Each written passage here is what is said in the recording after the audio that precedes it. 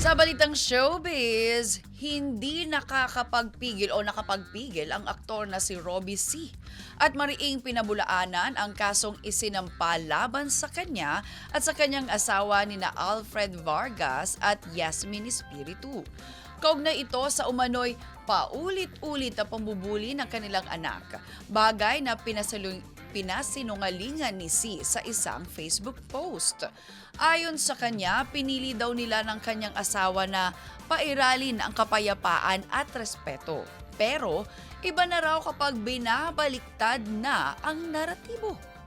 Buong tapang din daw nilang haharapin ang kaso lalo pat naagrabyado ang kanilang pamilya, partikular na ang kanilang anak.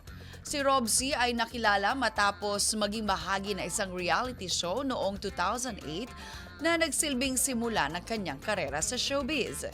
Nitong Lunes, April 13, nang mag-file ng kaso sina Vargas at Espiritu hinggil sa mga insidente sa ilang swimming training kung saan sinasabing inabuso ang kanilang anak. Kinasuhan naman din na sina C at ang kanyang misis dahil umano sa kakulangan sa pagdisiplina sa kanilang anak alinsunod sa mga probisyon ng family code.